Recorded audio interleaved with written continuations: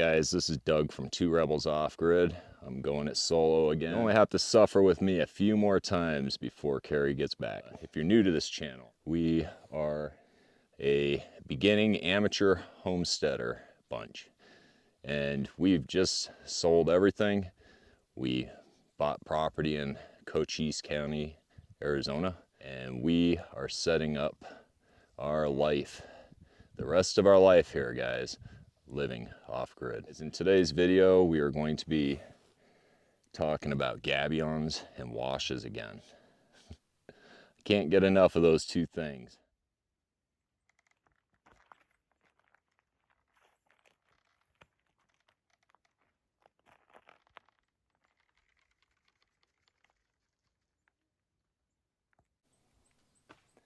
Good morning, guys. Let's go for a walk.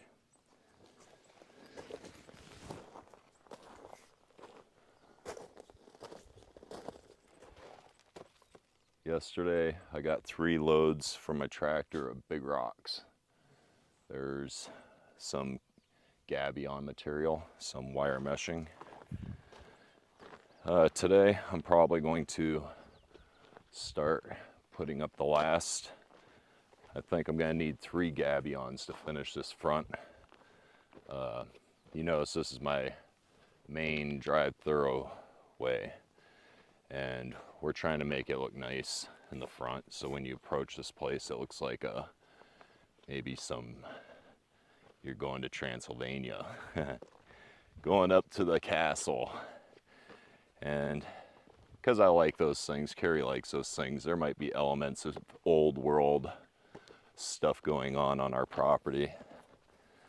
I lived in Germany for a couple of years, so I got to see all those castles and stuff, but it's pretty cool. So this is our fence along the main thoroughway. You'd think we'd be done already, right? I was talking to neighbors about our fencing, and he's like, "You're still working on that?" Well, the thing is, we're kind of perfectionists, and we like things to be done, so they're pretty decent, and we'll stick around for a while, so we don't have to do them again.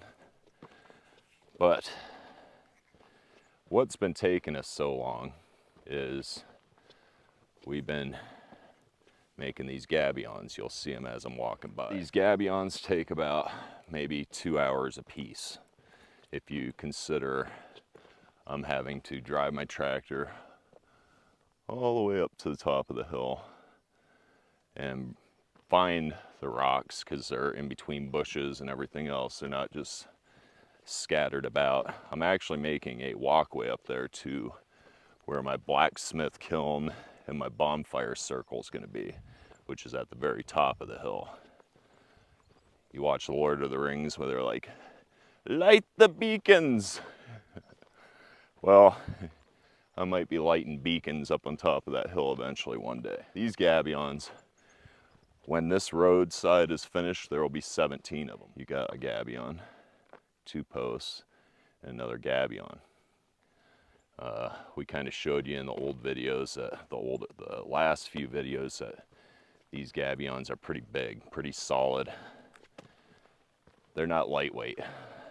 They're, I'm guessing, probably 1,000 pounds a piece. So that requires a lot of physical work to bring the rock down and to fill them up. But we think it's going to be a more permanent structure.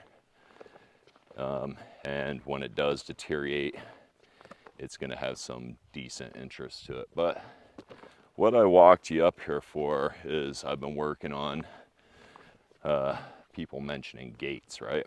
So yeah, we're going to have 2 gates on the property.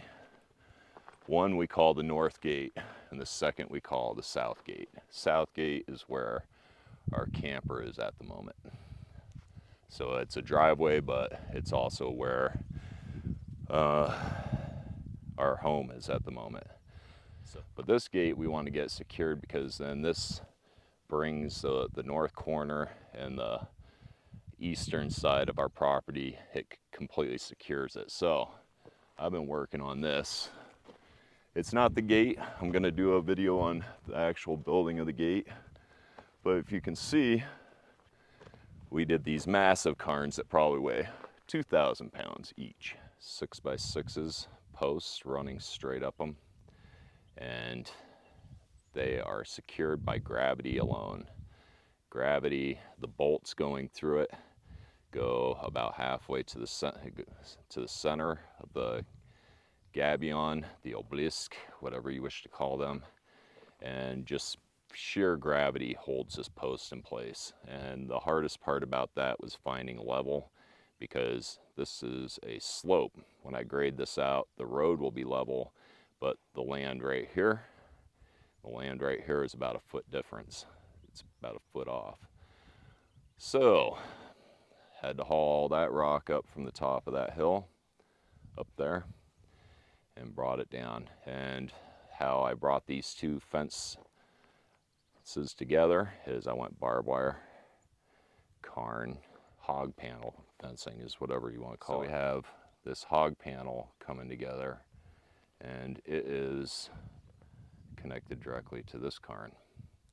And I used up some spare barbed wire to put a row of barbed wire on the very top, just for S and giggles.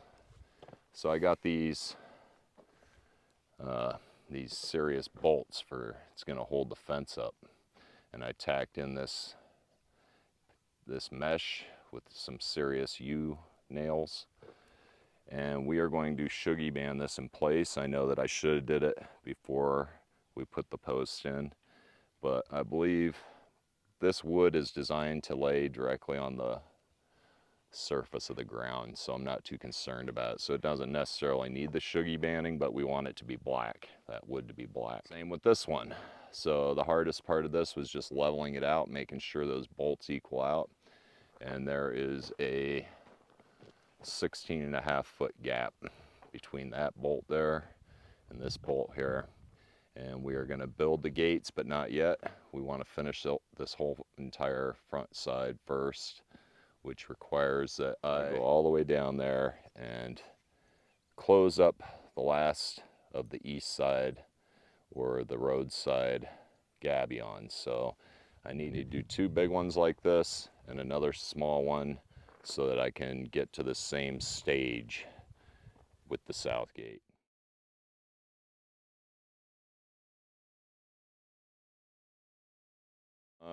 Let me go show you how I'm getting rock.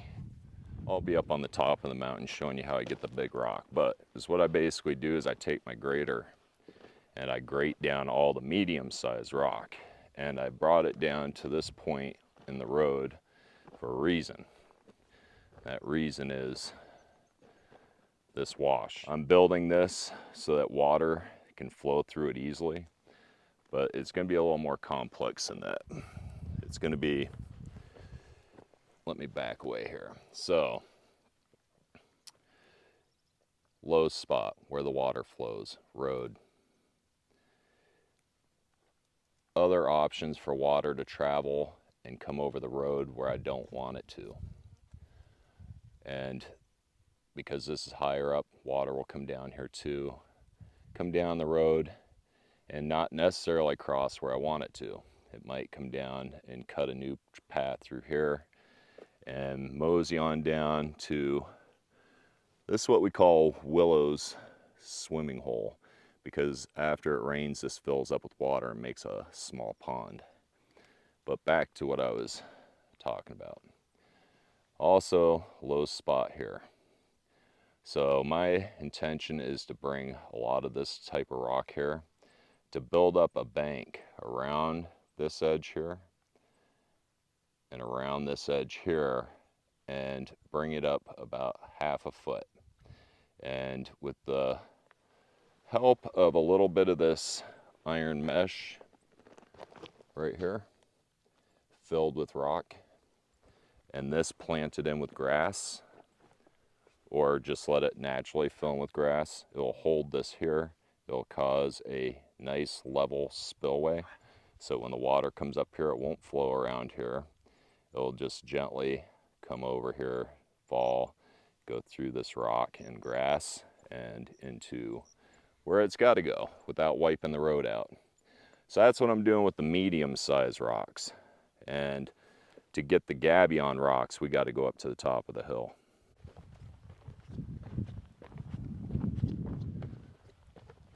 So after a couple minutes of walking, you can see we're up on the home site. I'm not taking the rocks from here because I need those rocks to hold my house up in the future. You can see pigweed and other things are starting to pop up on this already, which is fine by me. That means that there's other material in there besides just rock to hold it all together. We plan on going back and burning the weeds off of that at some point, but right now we're just leaving it. Let those roots grow in there and hold rocks together and everything. And sometimes the weeds can work for you guys. One thing I've been doing, I said I was bringing sand up from the wash, and it's coming from way out there, about a quarter mile away. And I'm bringing it up here just to fill in the gaps in between these rocks to make it smooth enough so I can drive my tractor on. Eventually we can get this level with a laser. But I can also put regular dirt in here. It doesn't have to be sand, so I'm trying to get a mixture. And if I find small gravel, like smaller than you saw in the driveway down below, I'll backfill it in here. But where I've been getting some of my rocks from, you can notice this path. I'm gonna make all the walking paths the same width as my tractor exactly, so when it overgrows, it'll overgrow a little bit into the path, but you'll still have like a 3-foot wide walking path. And of course, the more you use that, the more it will make a natural path. We're not trying not to butcher too many plants and stuff, so, but we have been losing like one bush here and there. This area I'm bringing you up to is the very top of our hill, and our tractor guy, it was an honest mistake, but he was following the wrong pink flags, and he went up here and he started clearing it for our house. It's an honest mistake. We're not gonna bang him for that, but I decided to use that area because it's up there anyways, instead of wasting it. Go up here and build my fire ring and my blacksmith kiln. But as you can see, as I'm grading this trail, we're pulling out all these massive stone. So this is where I'm collecting my rock for the cairns, because the rock's got to get off the path anyways, right? So we're killing two birds with one stone. We're getting these big rocks off here, we're making a path, and we're filling our cairns. So look at that, 3 things. But up here, eventually, we're just dreaming now. Gonna have a big fire circle up here, maybe some chairs made of stone that I cement them. If you look back on, there's a video I did a long time ago on this channel about making a bench. Well, I was thinking make a couple of those benches, but instead of using just pure grout and cement and tile, I was gonna just use stone and have some nice solid stone benches up here to enjoy this view. I'm also gonna put a blacksmith kiln up here. It's gonna be made of stone also, but the views up here are immaculate. Immaculate. Talk about commanding the high ground, right? As for this path, nice wide path. You can see snakes on it if you're coming up here, you know, to watch the sunset or something like that, or early in the morning to watch the sunrise. You'll be able to be on a nice clean path. You'll be able to see any of the animals on it. You're not having any tripping hazards or anything like that. And it's going to be beautiful, and it's my prototype for all the trail systems I plan on putting on this property, which are going to be quite a few. But I discussed it with Keri, and we are not cutting any paths until we have explored every nook and cranny of this property. And the reason why that is one, I don't want to just start plowing through and putting insufficient pathways anywhere. I want to put pathways where they make the most sense, where they're introduced to the most scenic parts or aspects of the property, which will only come by me exploring. Like, Keri and I have been here for a while now, and we have not even explored more than 1% of this property, believe it or not. Like, there is a lot. Most of the filming we've been doing has been on this one hill, but we own a second hill right there, that one too. That's where eventually we'd like to put, and this is another dream, vineyards or something on that matter, but we got to get our water situated before we go doing something like that. But that's where we plan to pasture animals, and we plan on putting some vineyards. We're gonna have to secure them from the animals, but yeah, that's just a dream, just a dream, as REM would say. So talking about dreams, every homesteader, everybody has dreams, right? It's bringing them to fruition is the hard part. And when you have too many dreams, then you got to get out a notepad and start taking notes. So a year from now, when you didn't get to it, you can look at that note and go, hey, oh yeah, that's a good idea, let's implement that. But, so we've got the dreams lined up. We got the scrap paper all filled up. We just need to keep it in a certain order to what's important.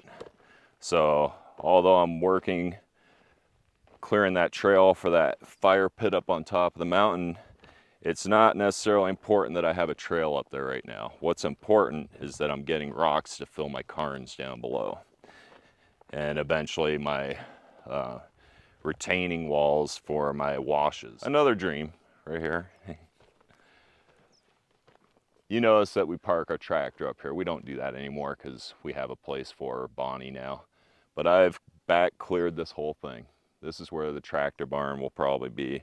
If we do dig a well, the well guy is saying right here would be a great place. And that means I just have to run a hose up the hill just about 30 feet to the house. But a pretty cool, interesting little area. This is the original home site of the people before us. They never actually built a house. They brought up a big backhoe or a bulldozer, and they basically tried to bust through this cliche, and they couldn't do anything about it because obviously they stopped at what they had, which is this wall of stone.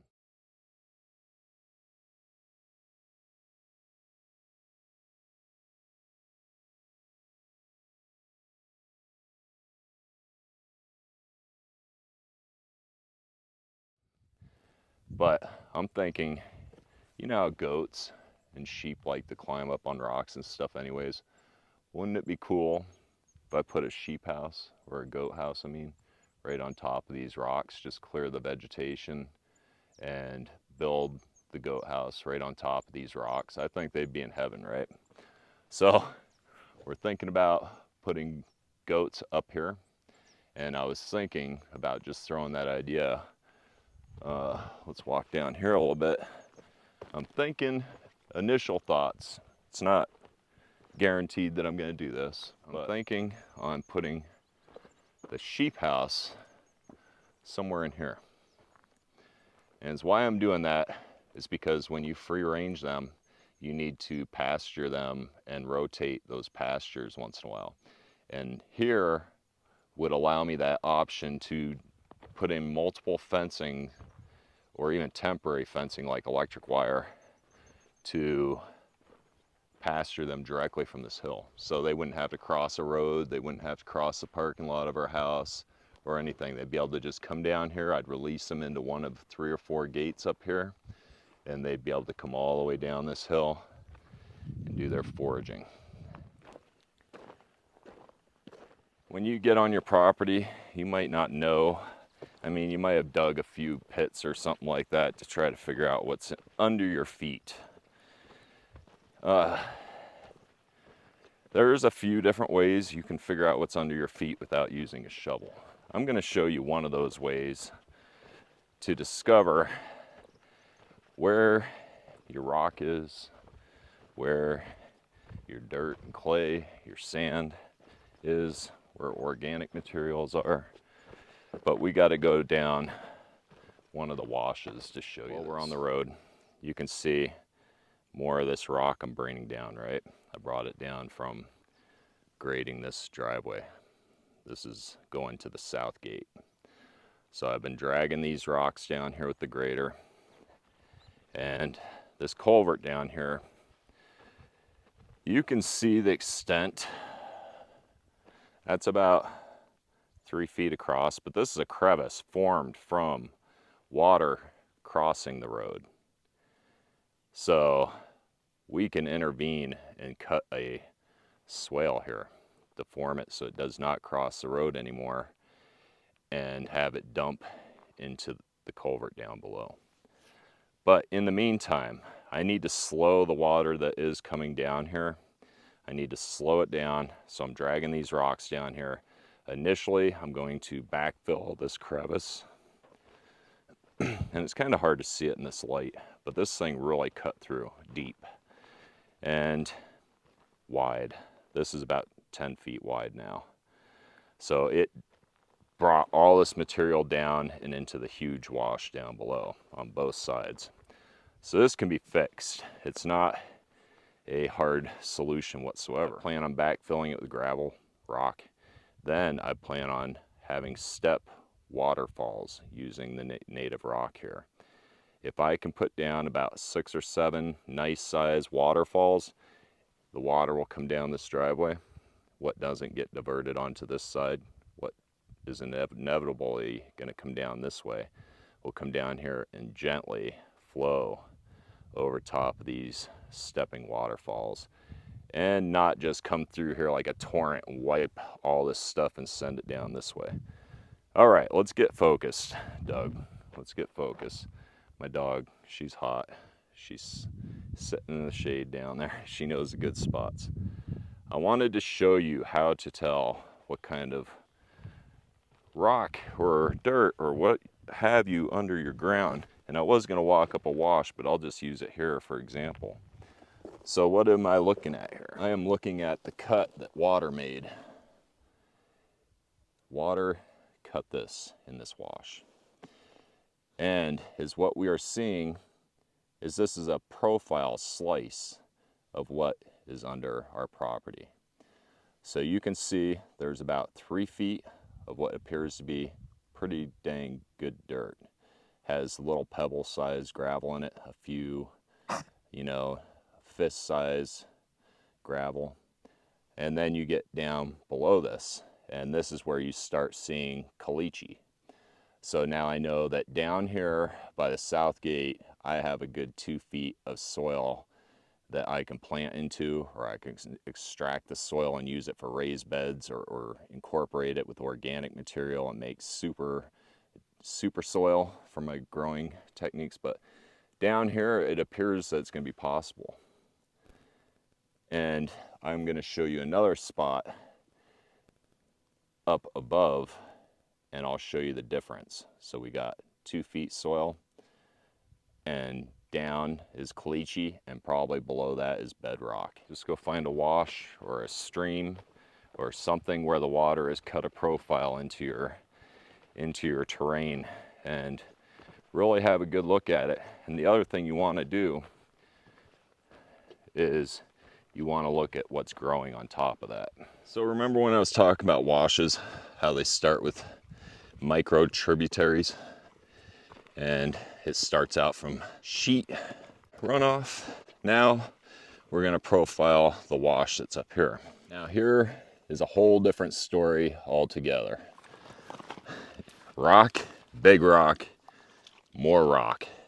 It goes down, maybe we have a foot of this rock, and under that, bedrock after 1 foot. And I'm actually thinking that this is caliche just by the sound of it. Yeah, that's definitely caliche. So there's a caliche layer, and so far what I've busted is about a 6-inch layer of caliche.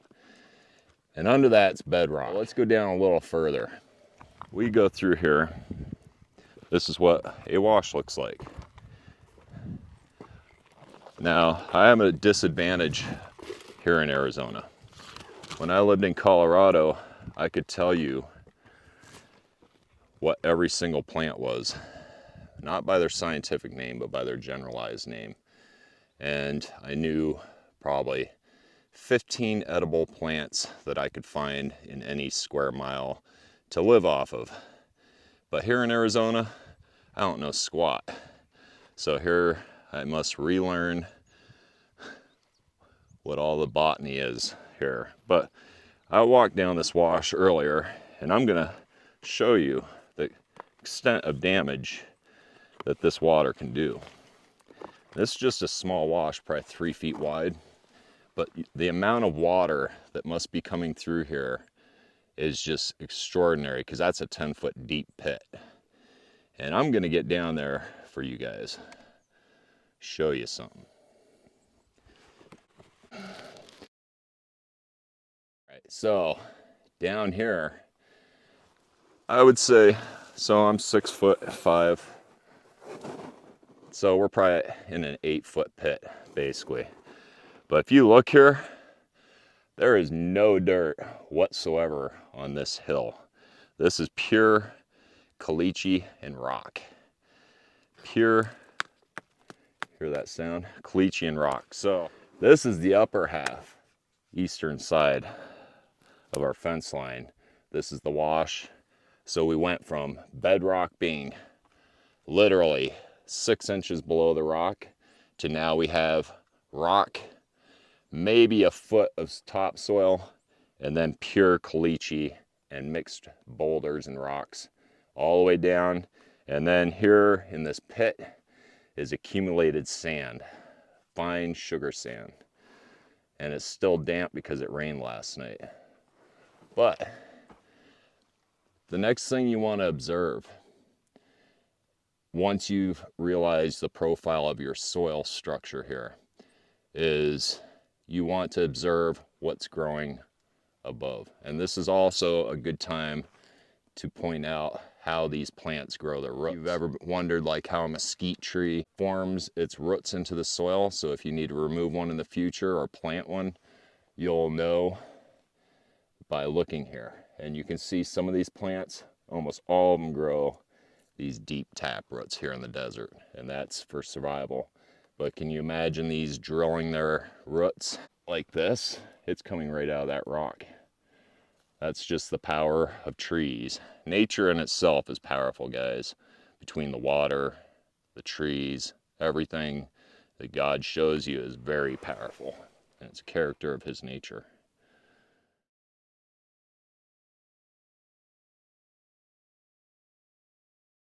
Here again, not caliche, but lots of rock in between the soil that is there. So even this is usable. You could grow in this technically, especially things that need plenty drainage. Down here, now you're noticing different type of growth. We got this grass. So this is well watered here, guys. Mesquite, which is right there, top of the soil level. Nature's mulch, which is a smaller sagebrush and stuff. Rock. You can even see a root coming from that guy that's way over there. Then we got soil here.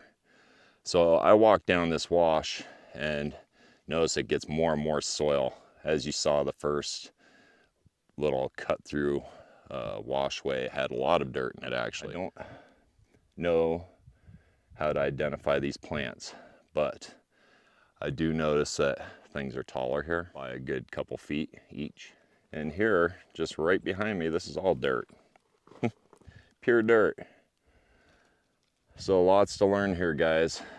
So is what I'm getting at with looking above the soil line, is now I can go throughout the property and go, well, these little guys here grow in really nice soil.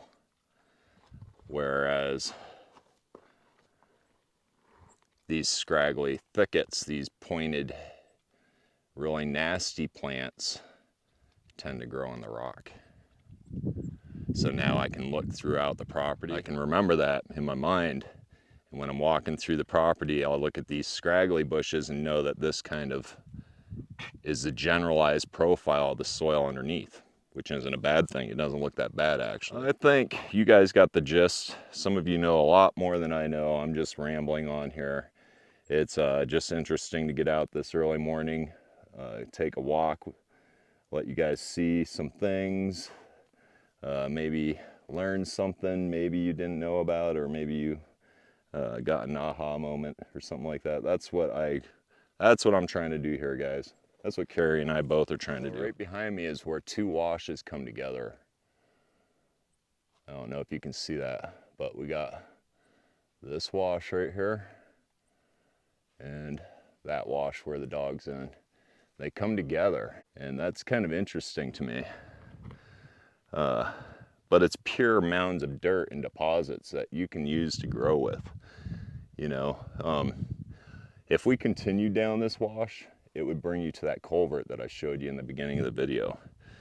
And it just shows you this is the material it picks up and brings down to the big, huge wash that everybody has a hard time getting through. So this is some of the source of that is up here. So my idea is eventually, when I have the time and the want and nothing else really going on, is come down here and, like we were talking about, building water steps and weirds. That's a weird word from like England from a long time ago. We build these and they cause eddies and they slow down the water, and it just keeps it from rushing through here. So the less damage down the line it'll make. So that is a goal of mine, is to come through here one day and put in nice, gently flowing creeks and streams and making pools. So when you're looking at the desert, what I've been trying to tell you is that everything growing, there's a reason why it's growing in that spot. And mostly it has to do with the soil, what's in it, and the content of rock to soil, and the lack of soil completely. Like pine trees can grow almost exclusively in boulders. They don't need soil. If they don't, they'll find a crack, a fissure, and just grow into it. Because obviously the higher up you're gonna get in the high desert, the more rocky it gets. So because we're at 4,500 feet here, you'll see a difference of what's growing the higher you go up. And eventually, like if you get out in Colorado up into the Rockies, eventually there's nothing growing up there. It's just pure rock. It's almost pure solid rock up there. That's why you're seeing a different type of vegetation growing up there. We really hope that you enjoyed this video today, although it's just me, but hope you learned something from it. And if you liked it, go ahead and hit that thumbs up button at the bottom. And if you're not subscribed to our channel yet, go ahead and subscribe. And if you really like us, go ahead and tell your mom, your grandma, tell your brother, your sister. Go ahead and tell them about this channel for some entertainment. You know, YouTube's got a lot of different stuff going on, but you know, put your focus in our channel, please, and hit the like button and subscribe. We'll see you next time.